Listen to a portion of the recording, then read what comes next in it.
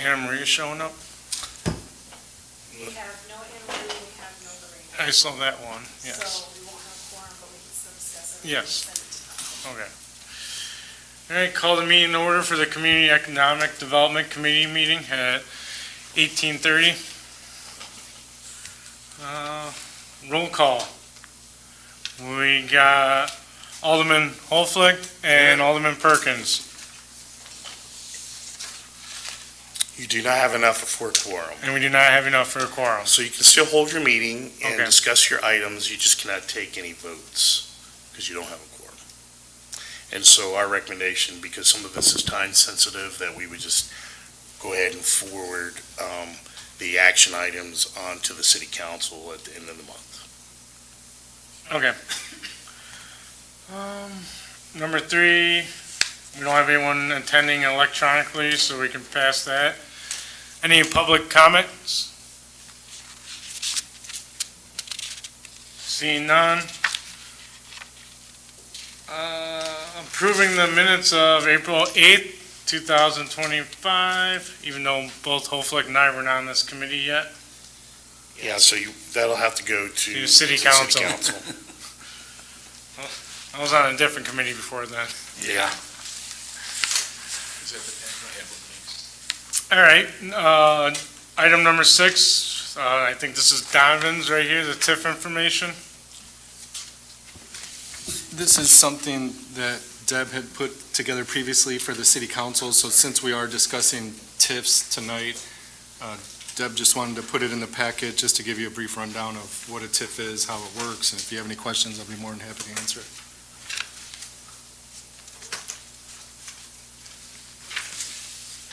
Actually, I basically remember from previous times how it works, so when they did it 20 years ago or whatever. Hasn't changed much. It hasn't changed much, I don't think, except the term limit's up to 23 years total. 23 years is the max it can be. Would they yes. change it? I don't know if it was changed or Oh, not. I okay. think it's always been up to Yeah, I think the other 23 one was years. You 20 can make years, it was it? shorter, but it's always been up to. Okay. I'm pretty certain. For the public's edification, and those who are watching, to help you understand how a TIF works, let's say you had just a blank piece of property, what is essentially farmland, and you want to develop that farmland. Right now, that farmland generates a certain amount of property tax as farmland. Generally, it's pretty low, like $100 an acre. I don't even know it's that much. But it's pretty low amount of taxes that are generated from that piece of property. Mainly because the property's it's unimproved. There's no utilities going to it. There's no buildings on it. It's not being used for anything other than probably agricultural use. When you create a TIF, part of the TIF, the whole point of a TIF is to help generate economic development on that piece of property. And by using property tax to help do that for certain qualifying expenses, which typically are infrastructure related and sometimes building related, but there are clear cut rules on what is an eligible expense. And so over that period of time of 23 years at the max, the property value is going to increase because of all of this investment happening in that piece of property.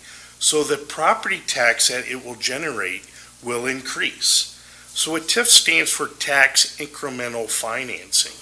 And what that means is that the base of what it currently generates in property tax doesn't change. That still goes to the city, to the fire district, to the school district, to all the taxing bodies that take part of that tax. But it's only making that much tax right now because it's empty farmland. When you create a TIF on top of that, any increase in value, any incremental increase of the tax that's created because of the increase in value, that increment can be used to be reinvested back into the TIF district and into those qualifying expenses. A developer could actually start developing and keep track of those expenses And then at some point in the future, when the property increases in value and it started collecting those taxes that go into the TIF fund, they can start to draw on that fund to reimburse themselves for those expenses. Now, when people will often say, well, the city's just giving away property tax to the developer. Well, yes, and that is true, but it's the tax that the developer has paid for the very infrastructure that he's putting into the project. And so that increase in value in property tax wouldn't happen unless there was a TIF in place. So the advantage is that over that 23-year period, the developer, because of that increase in value, will have paid more and more property tax to the TIF fund that he can reimburse on those qualified expenses. Then at the end of that TIF, all of that increase from where it was at the base to what it is now today now gets distributed to the property tax entities. So the entities didn't lose out on any property tax. They still maintained the property tax that they were given if there had been no infrastructure or no development on that property. And over that 23 years, it allows the developer to help offset his expenses to create that investment. And at the end of that 23-year period, boom, all of a sudden, all the taxing bodies now benefit from that increased value of the property, increasing the taxes that they will receive, because it will no longer go to the TIF fund. It will now get distributed to all the taxing bodies. In a nutshell, that's how TIF works. And it's a very powerful tool if it's used correctly, because it can create a lot of infrastructure, a lot of investment into our community, bringing businesses that would not otherwise build here. So hopefully that helps everybody understand what a TIF is, and that's what this document that's in the packet kind of helps explain. The document's good, too. Now, is this going to be for 23 years, or is it a certain time frame?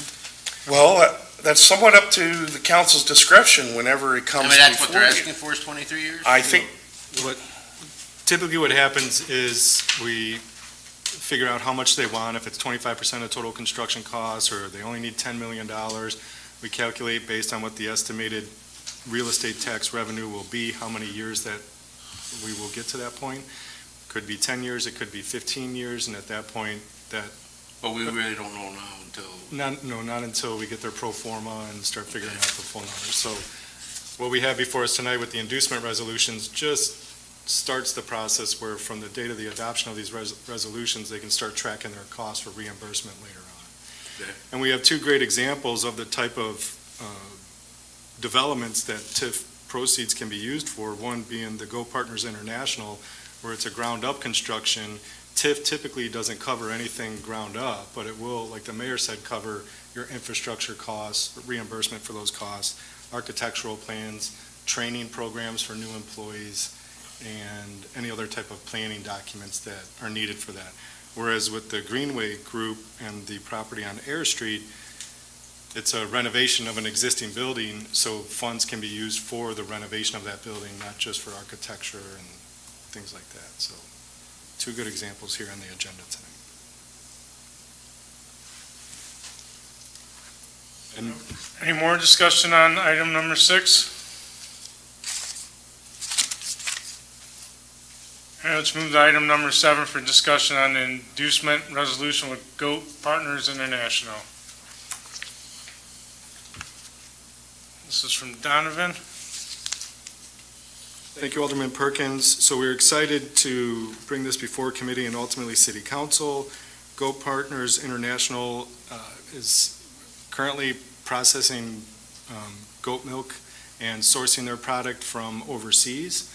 They are investing a lot of money to go through the FDA process now to develop baby formula that uses goat milk, and they want to invest in a manufacturing facility here in Harvard that would produce the goat milk into baby formula. So as it says in the memo, they've done a lot of research already in the region, talking to goat farmers all the way up to Green Bay even, to see if they could ramp up production to support their needs. It will take approximately 50,000 goats to provide the milk that they need. They are proposing 120,000 square foot state-of-the-art manufacturing facility. They're proposing a $100 million capital investment. They would like to break ground in October. The building will be operational within a year of that, so October 2026. And they can, the full build-out of the building with all the specialized equipment would take another year. But it would come in phases where they would start production in certain areas on certain things right away, and then as they move on, they would go into full production, because they do need to construct large dryers that are pretty tall that would dry the goat milk and dairy milk as well, so that they can turn it into powder to make the formula with. So they are currently going through their FDA process. That's almost wrapped up. They've got not a full approval, but a letter that states things are moving in the right direction, which is very encouraging, they said. And they may or may not need a TIF. They're still going through all of the grants that are available to them, federal grants, state grants, opportunity zone, enterprise zone that we currently have. But this is just a placeholder that if they do say, okay, this project can't happen but for a TIF, then this is already completed and we don't have to go backwards and start over again, so. So we might have to replace hard mill with a goat. I need a new logo. Or add a goat, not Yeah, replace it. just add it. It's still the milk center of the world, it's just the kind of milk. Yeah. So the property that is shown in the memo, we don't know exactly if it'll be 5 acres, 10 acres, but it is on that property that's depicted in there in Exhibit A. They're still going through their design stages currently, so. It is Exhibit A, or is it the part that's circled? Exhibit A shows the parts that's. Exhibit 8 is the photo. Okay. Yeah, and that red border is the outline of the property they're looking to construct their facility on.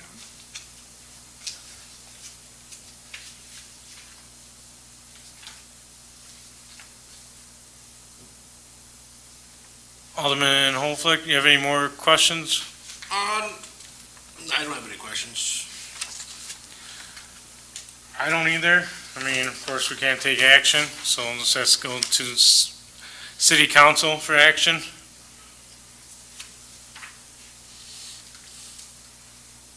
So do I have to direct staff to send it to city council, Mayor? We'll go ahead and put it, Okay. the items on the agenda from tonight to the council, which would be the approval of meeting minutes and then the 2 action items.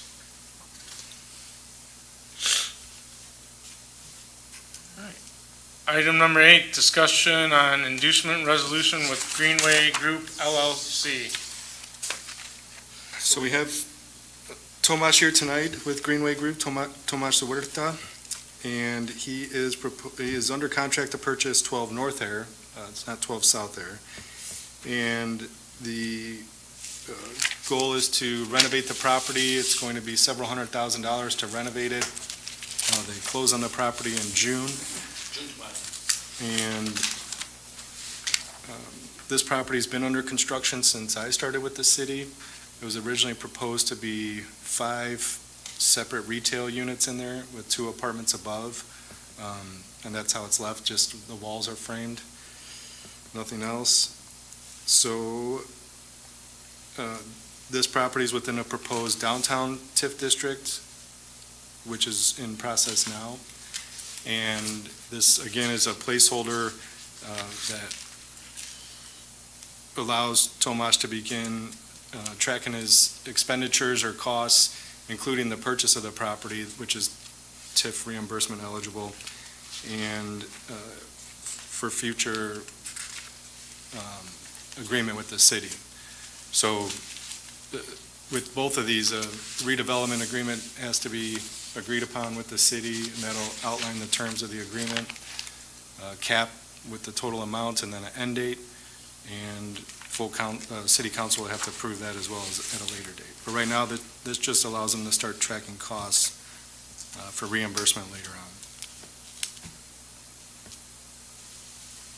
What's the square footage of the whole building? The total, I believe, is 4,500 square feet. One level or have Two level. Between all the them. total, 45? Total, yeah. Can you step over? 4,500 was the square feet you said? Yeah. Okay, just so if people listening, they, Actually, I always thought that bakery was part of the other building. Yeah, I think most people don't realize it's all the same building, yeah. Tomasz thought that too until he went and saw it. Yep.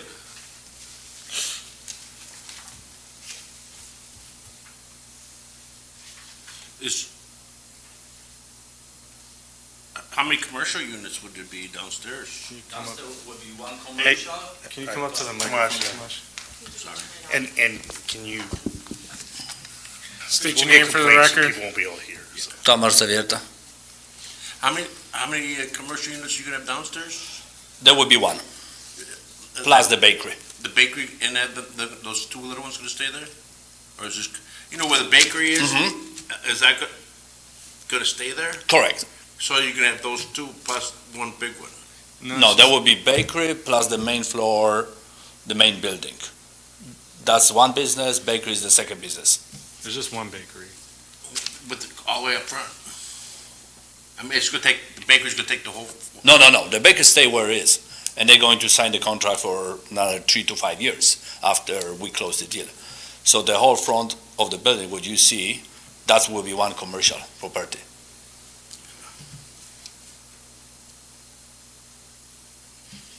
Essentially, I guess to help visualize here, The main floor, yes. so does the bakery end right here? No, it's straight line. Yes. Oh, like this? Yeah, it's like no. Parallel with the. No, it's square. Parallel with French This Street. way? Yeah, Yep. This correct. way, okay, That's how it's bakery ending. yeah, so then this whole rectangle here will be. a separate Another business. commercial. Yeah, the current owner is allowing the bakery to store some items, on the other side. Correct, but Any idea what kind of commercial you're thinking for that big storefront? I got 3 different businesses looking to rent it. I'm not sure who I'm going to choose and who is going to put a trigger. It might be restaurant. There's 2 other options. I'm not sure yet. So Okay. I don't want to say it. Understand. So, but something good. But not an attorney or an No, insurance. that will be service for either food, some related to food industry. Okay. That's the goal. How many apartments are upstairs? 2. And you're gonna renovate those two? Yeah.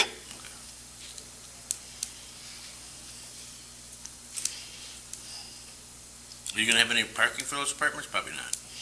There is a parking right now behind the building. We're going to There's like 1 or redo. 2 spots. I drove by. Correct. We're going to redo that because I'm looking to do the new sewer, new water connection for the buildings, day after or 2 days after the closing. And we're going to redo the back of the building, and probably that's what I'm going to use it for apartment tenants parking, or for the baker. And So so deliveries. Delivery, something, yes. Tomasz has been coordinating with Public Works Director Rob Lambs on the reconstruction of Air Street, so that he gets his stuff in before new pavement goes down. Yeah, because I'm looking to do a major improvement right after the closing, because I don't want to get a surprise, we got an issue with the sewer or water line, because might be not enough, or might be broken. So that's why I'm taking the risk and cost to redo it and get a new connection, which will be actually on the back of the building. So we'll bring a 2 new water line and sewer to the building. so I don't have to worry about issue in the future and coming back to the city and break a pave, brand new actually. So that's the goal. Makes sense to me. Thank you. Thank you. Any other discussion or questions? I don't have anything. All right, moving on to number 9. For the mayor, do you mind skipping this one since we know the other two because strategic vision, you would think you want the other ones here? This is kind of a placeholder in all Yeah. committee meetings, but I'm kind of expecting we're going to do a committee of the whole to Yeah. kind of reset. If we had the other everything. ones, then definitely I would go over with them since. Right, yep. But, So I'm expecting to do that. I would like to do it in June, but it may fall to July. But it's one of the first things I think for us in order to get everybody kind of set with the new council. So- yeah, definitely. But if there was something you wanted to speak about, it's there. No, at the time, like, we're pretty current. I mean, it's only been a month, but if the other ones were here, then definitely I would probably just do a quick overview with all of them. Sure. But- Okay. Number 10, new business. I guess got one that Donovan and I asked him yesterday about. And actually, because you brought this up, Mayor, forgot what month it was either March or last month, about the downtown zoning with apartments. I just wanted to make sure because, like I mentioned, when you corrected me, Mayor, it used to always be, after 12 months of vacancy, there was no, but that got changed, and I didn't know that was that. Donovan was, before the meeting, was mentioning, he said that possibly was the UDO. Do you know when that got changed to allow it? Well, UDO was adopted in 2018. Okay, I thought it was just right Yep, before I got on. 2018. Okay, so that possibly was it, because he had one ordinance letter back in 2015 that explained to someone that owned something at the time being vacant, you would have to do a conditional use. So it appears, from what I've researched with Ann, that previously the downtown was zoned B2. B2 didn't allow for residential above a business, which is currently how it is today.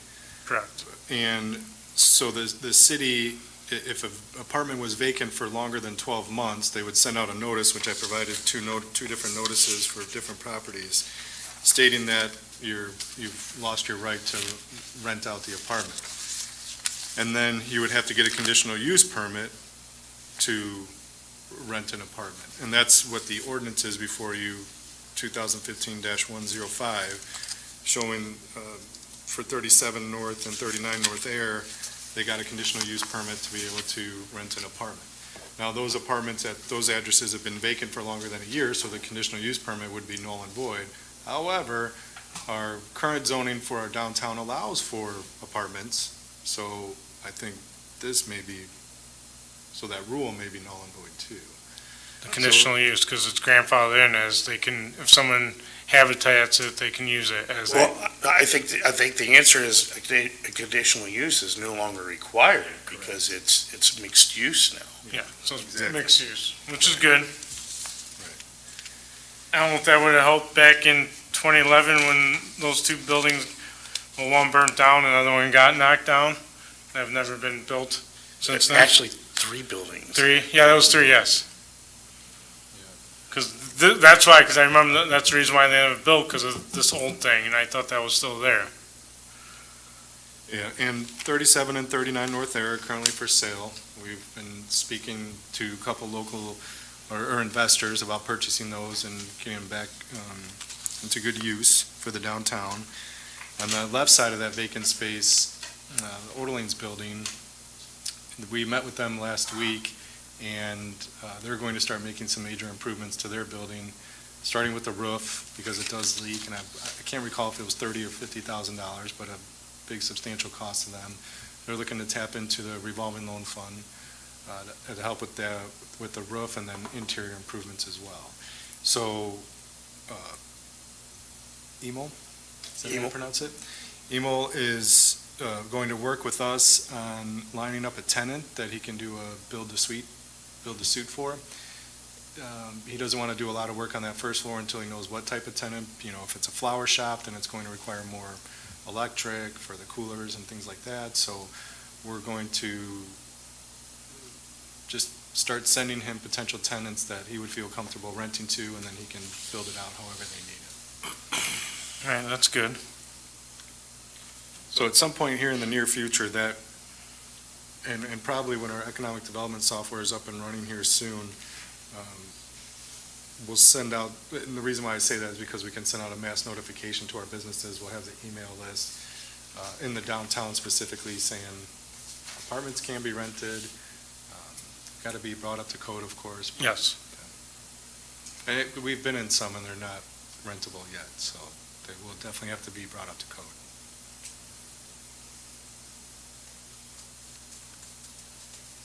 So I think that get some closure on that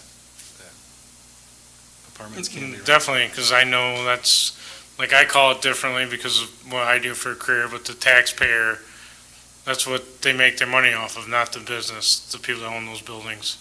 Right, and it's difficult to repair your building when you could potentially be losing out on several $1,000s a month of potential rent, and you're only relying on that first floor to pay taxes and Yep. repairs and everything else, so. Yeah, this will be good for the downtown for sure. Any other new business? I do have one item that we need to talk about, or at least consider, and that is, originally tonight was going to be 6:30, was going to be infrastructure meeting, and then this meeting at 8 o'clock. And we have concerns from our developers about coming to this committee if it's at 8 o'clock at night during a weekday. So I think we need to find another solution to have it earlier in the evening. It may require choosing a different night of the week that will work for the committee. But the committee is not fully here, so I'm not sure we can really kind of make that decision, but I will bring it up at city council. Okay. And we can try and figure out what night of the month works best for the committee at an earlier time, because I think 8 o'clock is a little late for some of those developers. And so if you could come to the meeting with your calendar ready, we can try and hammer that out. It's always an issue trying to figure that out. I'm flexible as long as you guys are. I'm just not able to do a set every night of the month. So, Well, maybe the answer is for your committee, we figure out at each council meeting what night works. and I've always been fine with that. Doesn't have to be set. Yeah. There's no requirement for committee meetings to have a set month of the week. If you recall, some of the other committees preferred that, but for you're now the chairman, so you have a little bit of discretion there. And I'm gonna work with other people with it too. As long as I know ahead of time. Yeah, that's fine. then I'll make sure with that. And of course, there might be one where I won't be able to make, but we have a co-chair. Right. So, but as long as the majority of us can make it, then, Then I think just, committee meetings will set whatever date works for the committee for the next month. And that works. the rest of actually. them, I think works fine. It's just this one, trying to accommodate, everyone's schedule. The 8 o'clock is really just kind of late. It is kind of late. And it was only gonna be, trust me, it was only gonna be this meeting. If we Sure. had the infrastructure, that's Well, just to get it going, so. It worked out because, Yep. there wasn't enough business for infrastructure to meet tonight, so we were able to move it up. Any other new business? No, Starbucks is still on track to open in July. They're still waiting on approval from IDOT before they can do their connections to water and sewer and work in the IDOT's right away. And that's really all I can talk about publicly. All right, well, thank you, Donovan. If nothing further, I'll take a motion to adjourn. We just end the meeting. We're end the meeting because we can't do that. All right, meeting's ended.